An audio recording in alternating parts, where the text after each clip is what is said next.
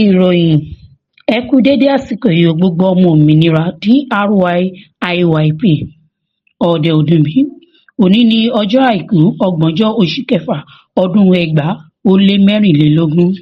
Kókó inú ìwé ìròyìn: àwọn ọmọ Gen Z ní ìlú Kenya sọ̀rọ̀ gbá àwọn aṣojú ìjọba òkè òkun. Àwọn aláwọ̀ funfun fẹ́ gba Áfíríkà mọ́ wa lọ́wọ́ o, ẹ jẹ́ kí a fura. Ooru ojú ọjọ́ gbígbóná ṣe okùnfà ikú gan ni o ní àkókò hajj tí ó kọjá yìí. Ìròyìn náà rèé lẹ́kùnrẹ́rẹ́. Àwọn ọ̀dọ́ nínú ọ̀dọ́ tí a mọ̀ sí Gen Z ti ìlú Kenya ti dá ohùn padà fún àwọn aṣojú ìjọba òkè òkun, èyí ni òyìnbó amúnisìn, tí wọ́n yọnu sọ sí wàhálà tí ó wà láàrin àwọn ọ̀dọ́ yìí àti ìjọba ìlú Kenya. Ọ̀rọ̀ tí àwọn ọ̀dọ́ náà fi ránṣẹ́ sí àwọn òyìnbó wọ̀nyí lọ báyìí: ẹ̀yin ikọ̀ àti ìgbìmọ̀ aṣojú ìjọba òkè òkun ọ̀wọ́n, ẹ fi ojú fo ìlara bí ó ti rí lára wa tí a fi hàn. Nígbà tí àwọn aṣíwájú wa ń fi owó àwa tí à ń san owó orí gbádùn ara wọn, a rí ìdákẹ́jọjọ yín. Ní ìgbà púpọ̀ ni ẹ ti pe ààrẹ wa àná sí ìlú yín fún ìpàdé àjọsọ tí ẹ lè jọ sọ lórí ẹ̀rọ alátagbà àti fún ẹ̀yáwó tí àwa kò fi ọwọ́ sí. Nígbà tí a nílò kí ẹ sọ̀rọ̀ sókè fún wa, a rí ìdákẹ́jẹ́ rírin yín. Nísinsìnyí, ẹ fi ara yín sípò ọ̀rẹ́ àti alábàáṣiṣẹ́pọ̀. Àmọ́ ẹ̀yin ni ìdí gangan tí a fi wà nínú wàhálà yìí. Bí a ti ń sọ̀rọ̀ yìí, 400 nínú àwọn ọ̀dọ́kùnrin wa ti lọ sí Haiti láti kú. Ẹ ń béèrè owó gọbọi láti gba ìwé àṣẹ ìrìnàjò lọ́wọ́ àwa Áfíríkà, bóyá ẹ fún wa tàbí ẹ kò fún wa. Kò sí orílẹ̀-èdè Áfíríkà tí ń béèrè owó ìdánwò èdè lọ́wọ́ yín. Àwọn aṣíwájú wa tí àwa ń pè ní ọmọlángidi ti fi owó wa ṣe ìtọ́jú yín fún ìgbà pípẹ́. A fẹ́ kí ẹ sọ sí ẹ̀ńlẹ́ńbẹ̀hún sí Gen Z. Ẹ wí pé ìwà ipá yìí yà yín lẹ́nu, síbẹ̀ ẹ̀ ń gbè sí ẹ̀yìn àwọn kan. Àwọn ìdojúkọ tí à ń rí lónìí ń ru jáde láti oríṣiríṣi ìpinnu àpapọ̀ yín, gẹ́gẹ́ bí pínpín Áfíríkà àti dídá ààlà Áfíríkà tí kò ní ọpọlọ nínú sílẹ̀. Tí a kò tíì rí kí ẹ gbà ní gbangba pé ẹ ṣe àṣìṣe tàbí ìkábàámọ̀ yín lórí rẹ̀. Àwọn aṣíwájú wa ò ní ń tẹ̀síwájú pẹ̀lú ohun tí ìkónilẹ́rù yín yìí ṣe sílẹ̀. Wọ́n ń dúró fún ọgbọ́n ìkónilẹ́rù ti ìgbàlódé. Ṣé ẹ bá àwọn ará ìlú sọ̀rọ̀ nígbà ìkónilẹ́rù? Rárá. Ṣé ẹ pè fún sùúrù láti wá ojútùú pẹ̀lú àlàáfíà? Rárá o. Ẹ jọ̀wọ́ ẹ yàgò fún wa bí a ti ń tún ilé wa tò. Láti ọwọ́ àwa ará Kenya. Èyí ni ọ̀rọ̀ ẹgbẹ́nu yín dákẹ́jẹ́ tí àwọn ọ̀dọ́ Kenya yìí sọ sí àwọn òyìnbó amúnisìn tí ó wà ní Kenya, gẹ́gẹ́ bí ó ṣe wáyé ní ọjọ́ 25 oṣù yìí. Yorùbá bọ̀ wọ́n ní ọ̀rọ̀ ṣùnùkùn ojú ṣùnùkùn la fi wò ó. Wọ́n tún ní igi gangan má gún mi lójú, òkèèrè ni a ti ń wò ó. Èyí ló dífá fún ìròyìn àgbọ́ronú àgbọ́tanijí kan tí ó tẹ̀ wá lọ́wọ́ láti orílẹ̀-èdè South Africa, níbi tí arábìnrin arìnrìn-àjò yìí ti rí èsì ìdìbò ààrẹ tí ó ṣeni ní kàyéfì tí wọ́n gbé jáde. Arábìnrin yìí ṣe àkíyèsí wípé ìkan nínú àwọn olùdíje ìbò ààrẹ náà tí wọ́n ń pè ní Malema fìdí rẹmi, tí ó sì jẹ́ wípé ọgbọ́n òṣèlú tí àwọn aláwọ̀ funfun tilẹ̀ jáwé olúborí. Gẹ́gẹ́ bí ó ṣe wí, àyọnusọ alábòsí àwọn aláwọ̀ funfun nínú ọ̀rọ̀ òṣèlú àwa dúdú gba àmójútó. Ó ṣeni láàánú wípé ìlú kan tilẹ̀ ti wà báyìí tí ó jẹ́ kìkìdá aláwọ̀ funfun ni ó ń gbé bẹ̀, tí wọn kò sì fi ààyè gba aláwọ̀ dúdú kankan láti gbé láàrin wọn. ohun tí ó jẹ́ ìyàlẹ́nu jùlọ níbẹ̀ ni pé èyí tí ń ṣẹlẹ̀ lábẹ́ ọ̀pọ̀lọpọ̀ àwọn alákòóso orílẹ̀-èdè South Africa láì ṣe nǹkan kan sí. Àwọn aláwọ̀ funfun àtọ̀húnrèwá tí baba ńlá wọn wá ṣe àtìpó ní orílẹ̀-èdè South Africa ní ọjọ́ àná wá sọ ara wọn di ọmọ onílẹ̀ tí wọ́n sì ṣetán láti wá mú àwọn dúdú ọmọ onílẹ̀ gangan lẹ́rú ẹ̀kejì. Wọ́n fi ojú wo dúdú bí àgbálùmọ̀ ẹni ìyà àti ọmọ ọ̀dọ̀ lásán. Ó mà ṣe o. Nígbà tí ó ń tẹ̀síwájú nínú ọ̀rọ̀ rẹ̀, arábìnrin arìnrìn-àjò yìí tó fi kún wípé òun ti rin ìrìn àjò dé orílẹ̀-èdè Ghana, Togo àti Cameroon. Òun sì ṣe àkíyèsí wípé àwọn aláwọ̀ funfun ti dàbí ẹni pé wọ́n ti ń japa wá sí ilẹ̀ Áfíríkà lọ́pọ̀ yanturu. Yorùbá bọ̀ wọ́n ní ilé ò fura ilé jóná, ajá ò fura àjá jìn, bónílé ò bá fura olè ní ó kó. Ọ̀rọ̀ yìí gba àmójútó gbogbo ọmọ Áfíríkà lápapọ̀ kí ó tó pẹ́ jù. Ó tún ṣe ni láàánú wípé àwọn ẹgbẹ́ òṣèlú ọmọ ìbílẹ̀ South Africa tí a mọ̀ sí African National Congress ANC tó ti ń gbàbọ̀dè láti pàdé àpòpọ̀ pẹ̀lú ẹgbẹ́ òṣèlú aláwọ̀ funfun láti ṣe jàǹbá fún aláwọ̀ dúdú tí ó ti ṣẹlẹ̀ ní orílẹ̀-èdè Namibia. A kò gbọ́dọ̀ la ojú wa sílẹ̀ kí tàlùbọ̀ tún kó wọ̀ lẹ́ẹ̀kejì rárá.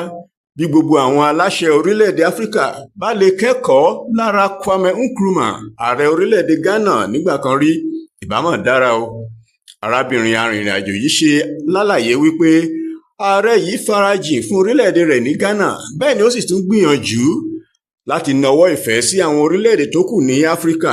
Ìdí rèé tí wọ́n fi dìtẹ̀gbà ìjọba lọ́wọ́ rẹ̀ ní ìfọnáfọṣù.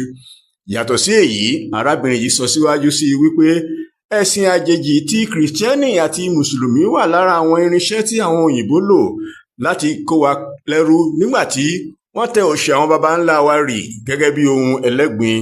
Arábìnrin yìí ṣe àkótán ọ̀rọ̀ rẹ̀ nípa ṣíṣe ìkìlọ̀ pé gbogbo orílẹ̀-èdè Áfíríkà ni àwọn funfun máa gbà lọ́wọ́ wa tán tí a kò bá jí lójú oorun, kí a dẹ́kun ìwà ìbàjẹ́, kí a sì pa kìtìmọ́ra láti gba ilẹ̀ wa padà ní kíákíá. Ooru ojú ọjọ́ gbígbóná ṣe okùnfà ikú ní àkókò Hajj. Saudi Arabia kéde wípé ooru ojú ọjọ́ gbígbóná pa ènìyàn tí ó lé ní 500 nínú àwọn tí ó wá sí Mecca fún Hajj ọdún yìí.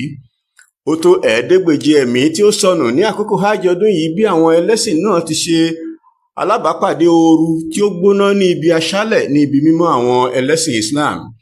Àwọn aláṣẹ Saudi ló kéde ọ̀rọ̀ yìí ní ọjọ́ ìsinmi díẹ̀ sẹ́yìn.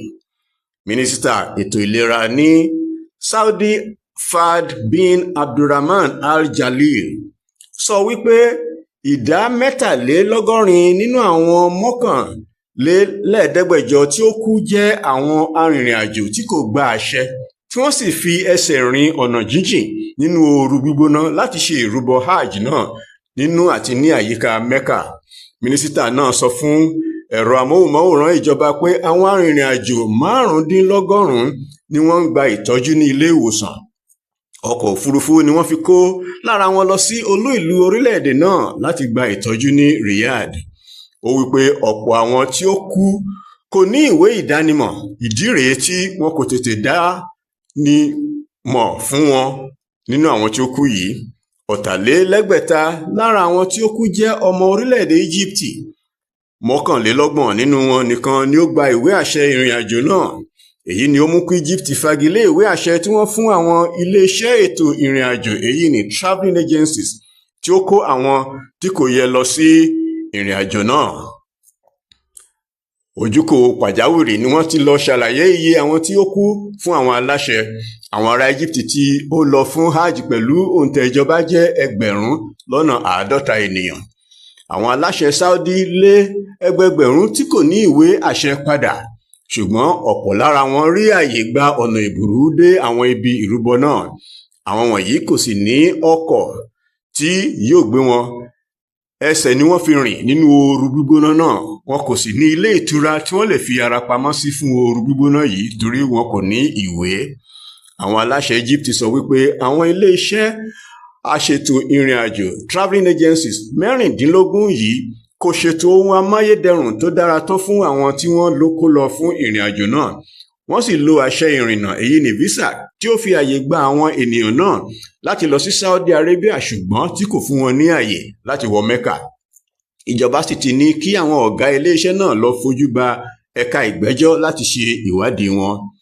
Ìwé ìròyìn ìjọba Al-Ahram sọ wípé lára àwọn iléeṣẹ́ aṣètò ìrìn àjò yìí àti àwọn iléeṣẹ́ tí ń ṣètò Mecca ta ìwé àṣẹ arìnrìn-àjò afẹ́ ìyẹn ní tourist visa fún àwọn tó fẹ́ ṣe hajj, èyí tí ó sì lòdì sí òfin Saudi Arabia pé àṣẹ ìrìn àjò tó yàtọ̀ ló wà fún àwọn tí ó fẹ́ ṣe hajj. Àwọn iléeṣẹ́ yìí wá fi àwọn ènìyàn sínú wàhálà àti ooru gbígbóná. Àwọn tí ó tún kú láti orílẹ̀-èdè mìíràn jẹ́ 95 láti Indonesia, 82 láti India àti àwọn ọ̀pọ̀lọpọ̀ láti Jordan, Tunisia, Morocco, Algeria àti Malaysia. Gẹ́gẹ́ bí akọ̀ròyìn Associated Press ti sọ, àwọn ọmọ orílẹ̀-èdè Amẹ́ríkà 2 wà láàrin wọn.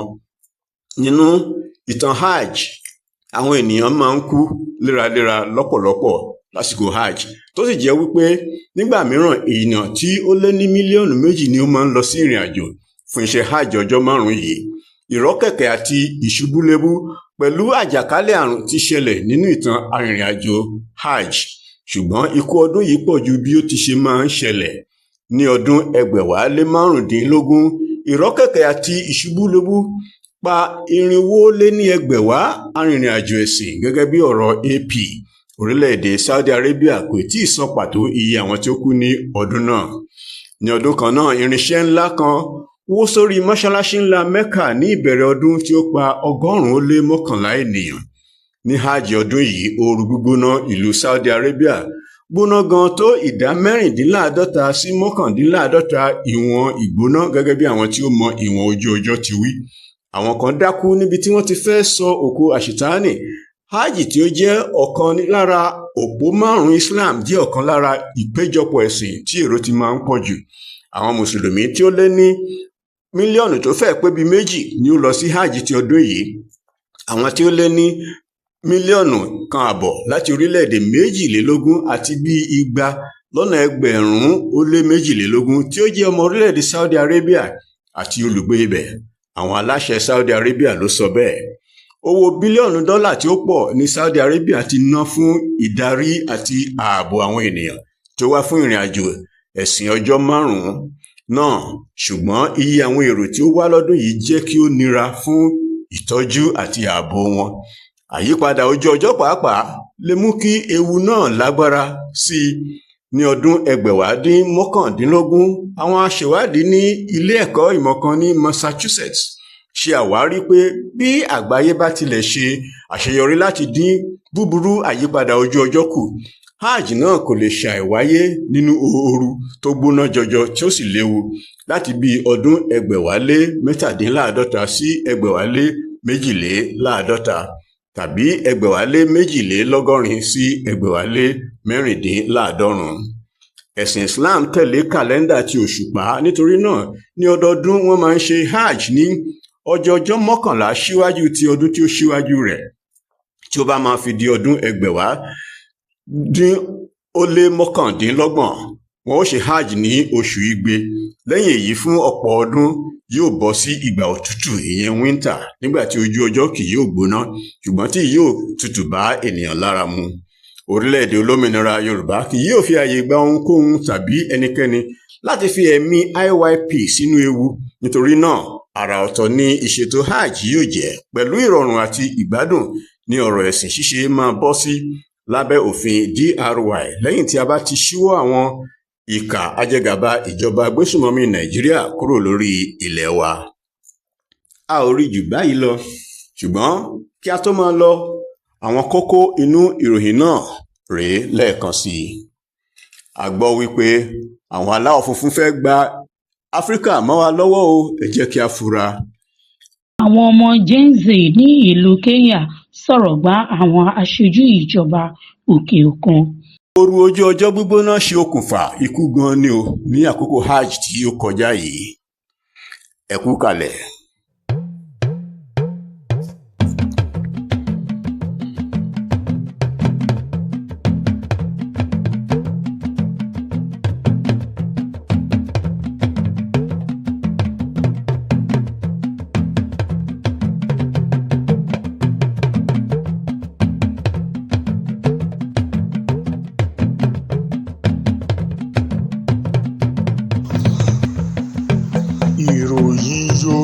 Ọ̀yọ́.